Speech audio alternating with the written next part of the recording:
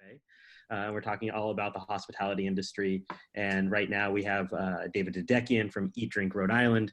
And he's going to be chatting with Kim Anderson from Plant City and also a serial entrepreneur. And if you don't follow her and what she's doing, they are really, I feel like, leading the way in terms of service. Well, I mean, already leading the way in terms of food and going plant-based and design and everything. The experience there is fantastic. And then also leading the way in terms of how to approach our current situation. So David, I'll pass it to you and Kim.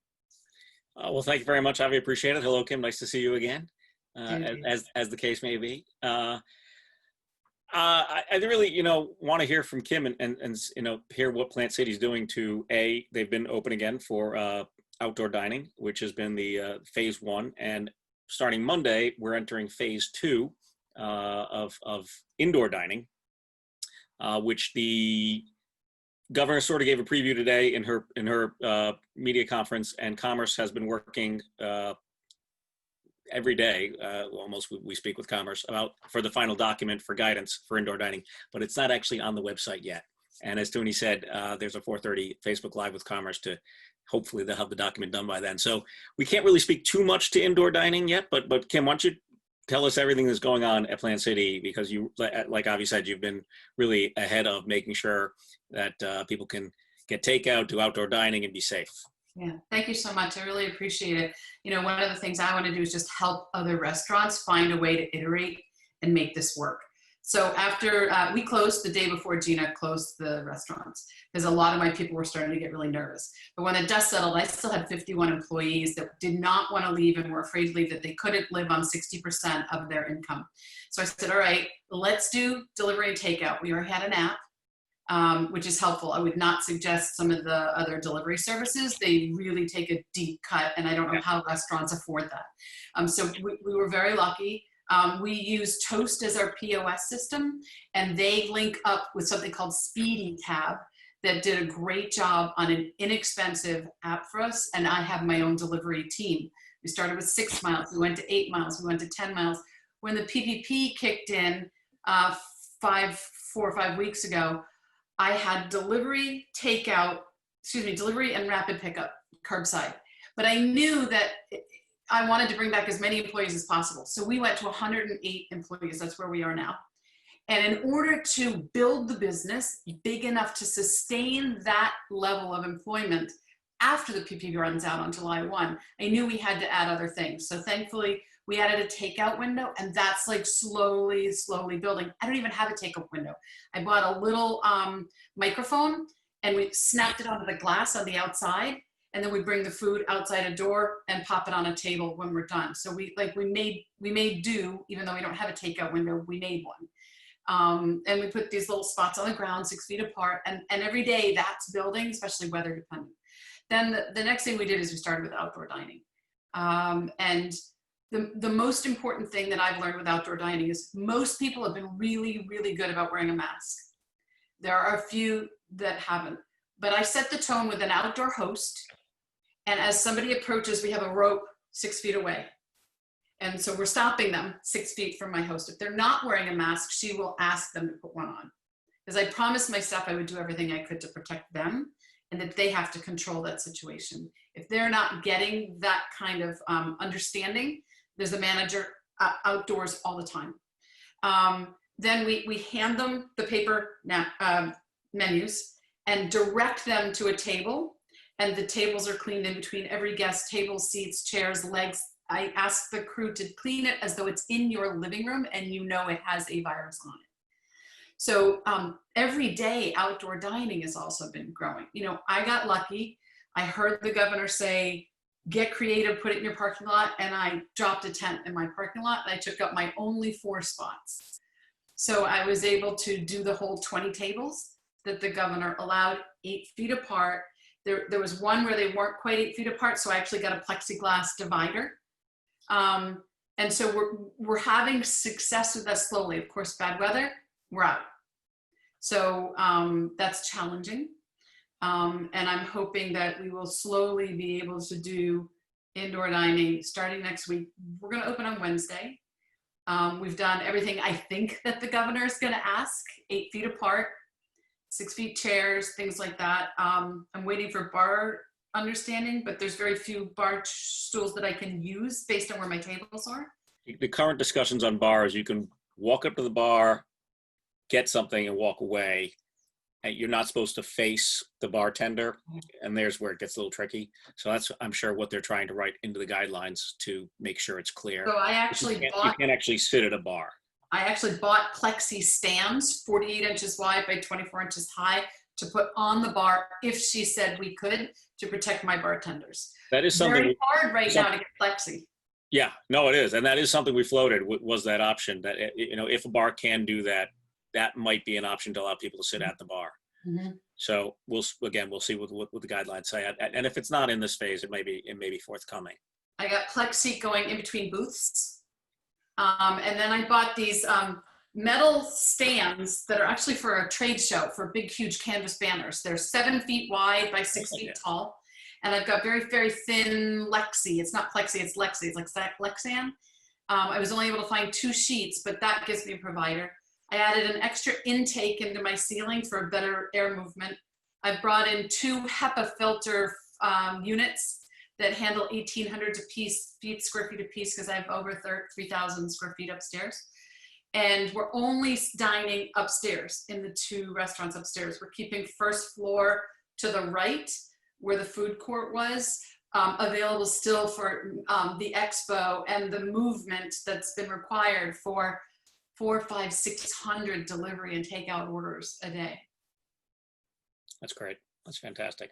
I mean, I think that is really what needs to happen, you know, and that's what I try to do a lot, is I try to educate the public on what these requirements are, so that when they show up, like you said, if you know, hopefully they have a mask on, hopefully they know where they're supposed to stand and things of that nature, because I don't think it's fair that any of these service workers who, let's be honest, I know everyone on this Zoom and everyone listening is the greatest customer of all, but there's some out there that aren't so nice sometimes. Thankfully, it's been a very small amount. You know, I have to say, but I think one of the things that worked, and I would recommend this to everyone, we printed a little card and laminated and put it at every seat. Right. Thank you for dining us. Welcome back to Plant City. We request, according to the governor's orders, to please wear a mask when you're not eating, when you are not drinking, when you are traveling within the restaurant, and when your server approaches your table. Right. And then I've given my servers the instruction, do not approach the table until their mask is on. And sometimes they forget, all well-intentioned. They walk up to the table with the food. And let me tell you, when you stop 6 feet away with somebody's food, they put their mask on. Right. So that's been working really, really well. I just have them just stop. And even with a mask, you can see somebody's eyes are smiling and that they're like, you know. Exactly. You know, so the atmosphere, and we've been getting really wonderful notes on social and personally that were like, you know, I just felt comfortable there. I know you guys were taking every precaution you could, and I'll go back. So that's it. 99.99% of the people going out to dine in or dine outside are aware of the situation and are trying to be as helpful as possible on their side as well, which is nice. And so dining in will be a different say. I think, you know, from what I've had conversationally, from what we've heard the governor say today, I think dining in will be similar in the sense of the 8 feet and all the things you mentioned. Air circulation is the big variable with the dining in, but it sounds like, you know, you've definitely hit all the right points there. But you know, truthfully, there are a lot of restaurants around the state that are going to stick to takeout. They're going to stick to outdoor dining and not even try dining in for some time yet. Takeout is still the key. I mean, that's really, and I know, you know, people have been supporting takeout fantastically for the last 3 months now. They've been very generous with our servers. My young people are they're very happy. People have been very, very generous, and they're making more, some of them, than what they were before. So that was really good. We're also doing 2 different egress and entrance. So we're coming in on the patio side and going out on the South Water Street side. And what you said about, you know, some people not opening, I completely look, it's going to be everybody's decision of what they're comfortable with, and on the guest side of what they're comfortable with. right? And then we just try to offer the best we can. I have folks who are friends in this business who have very small footprints, and they're killing it. They're killing it with delivery, wide open, right? Yeah. My only concern is, as that paradigm shifts and the gas pedal comes off on the delivery and the takeout, then they'll know when they need to go back, right? Yeah, but people see their sales figures and figure that out. But like you said, small places, honestly, if you're a small place and you could, only fit 2 or 3 tables at 8 feet distance, is it worth employing, safety is obviously key and first. But let's say you feel safe, you're feeling good.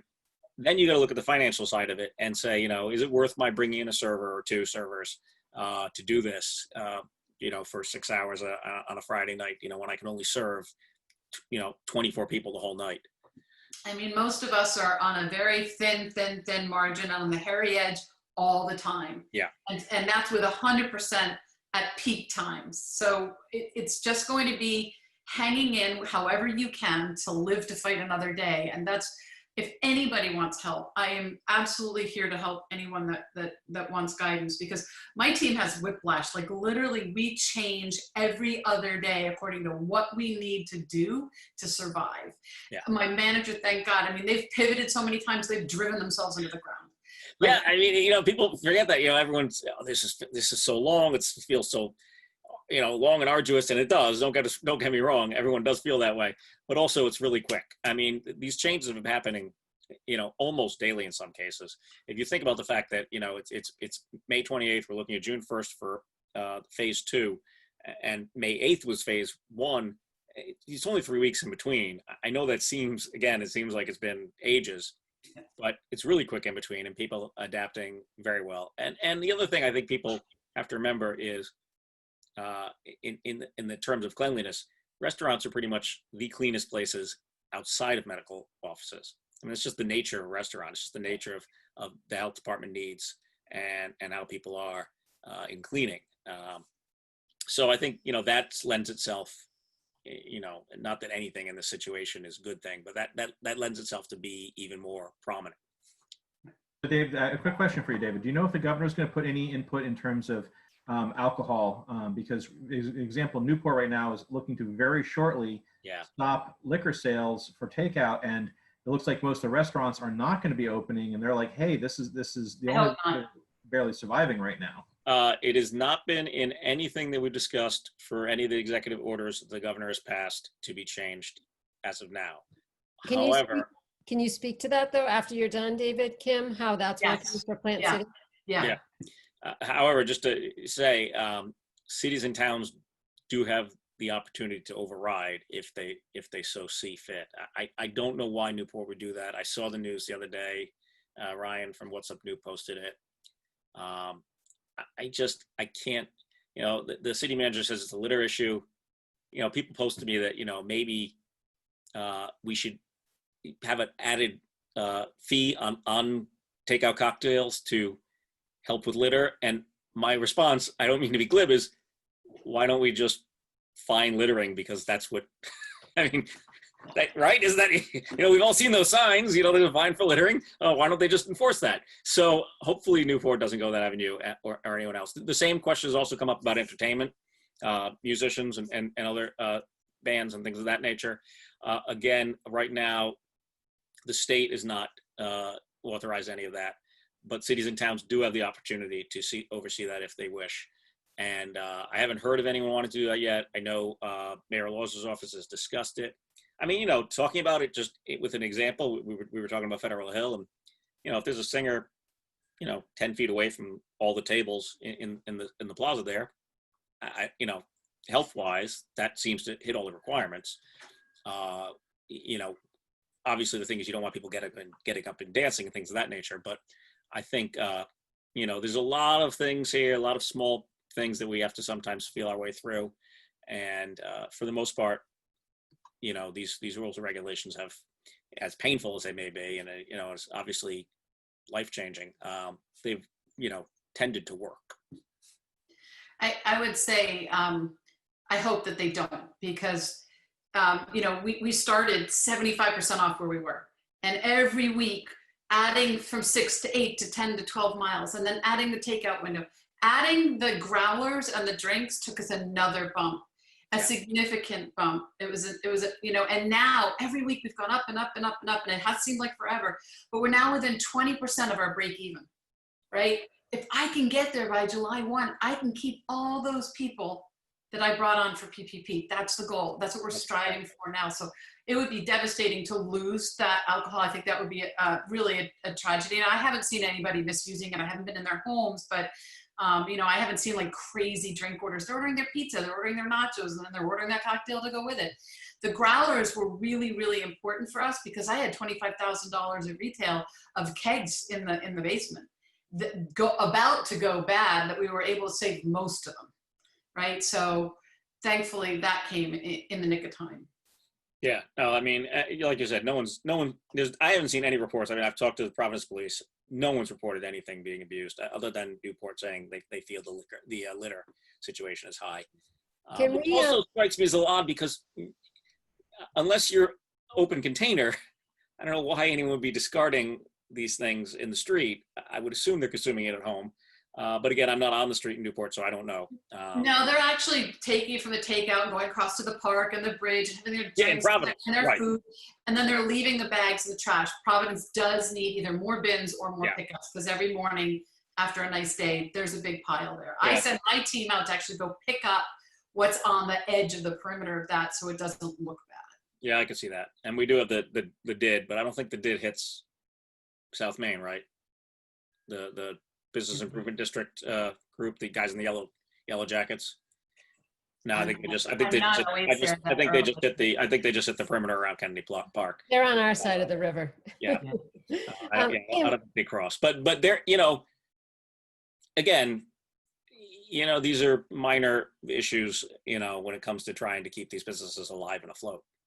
Can you speak to, you said by July 1st, if you keep going up, you'll break even. Does that include, so that's lost sales plus the extra expense of adhering to all these new regulations? Can you speak to that? No, I mean, I'm just treating that as it is an expense. It is what it is. The plexi, the gloves, I've just put that off to the side. Gotcha. And looked at, here's the sales, here's the help, here's the utilities, here's the raw cost of doing business, all the things that are normally on my profit and loss statement. And we knew what our break even was all along, and we were flying until March 15th, right? And how do we get back to where I can keep 108 people? And honestly, in the summer, I need more like 125 if we're going to be jamming. Now, I don't know between all this outdoor and all this indoor, if I can get back there. Our building is fire coded for 440. We normally have 298 seats.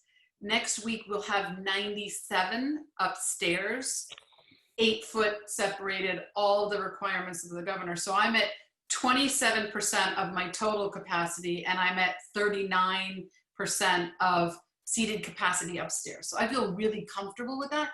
I just don't know what that's going to look like. How long can you survive that way?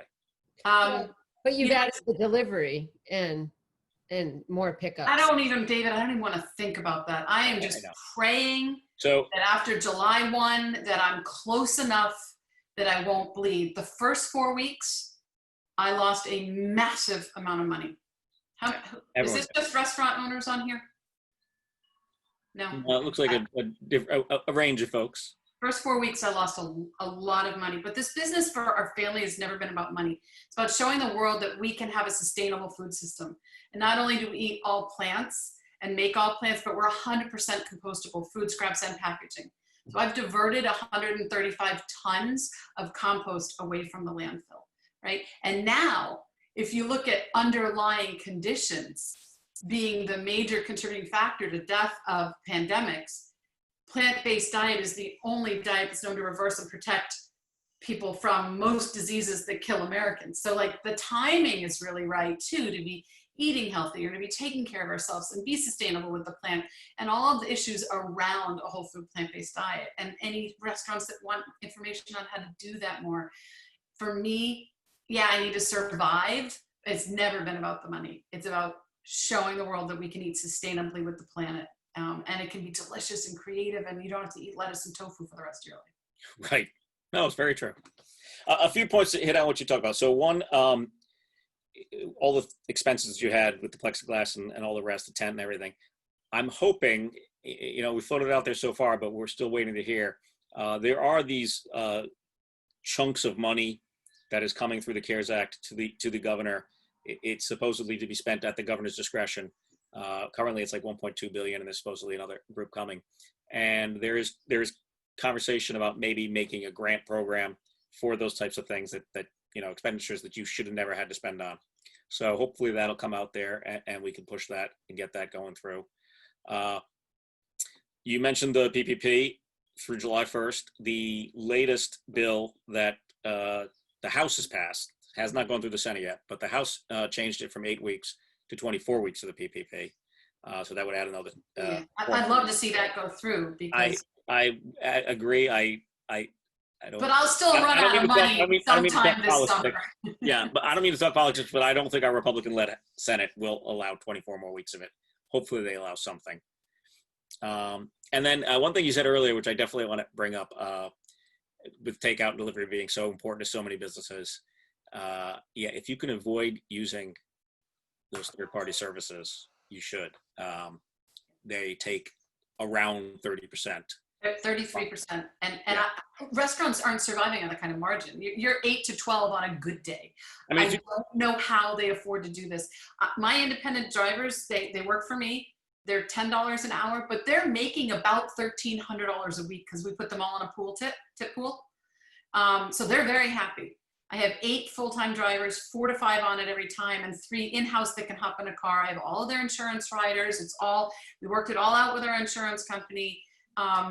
And so far it's working for us, but that's because the free money, right?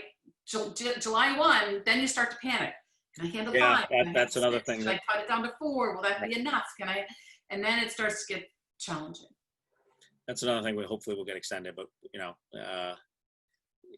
the governor had hoped that there would be another stimulus package by now. She had said Memorial Day. The Senate keeps pushing it out. I don't have any kind words for Mitch McConnell, so I'm going to just leave it there. Yeah. It's really scary. There will be a lot of restaurants that won't be able to get through this because they're on such a thin margin. Yeah. Anyway, on any given day, and that's a travesty to the cultural tapestry of restaurants in the state. So anything I can do to help David, just call on me because I'm happy to sit. You know me as far as entrepreneurialism, right? I'm happy to sit down with somebody who's struggling and say, let's roll up our sleeves. What can you do? And help them. There's so many good groups that are really trying hard to help everyone survive and get them through this. You can't say enough good about the community. So, we are, I think, fortunate here in that we're not, you go to some states in the Midwest and chains are everywhere. I mean, and not to say we don't have them here. Obviously we have chains, but they're not as prevalent and as predominant here as anywhere else. And, this community is caring and loving and trying to help each other and support each other. So that's all we can do right now.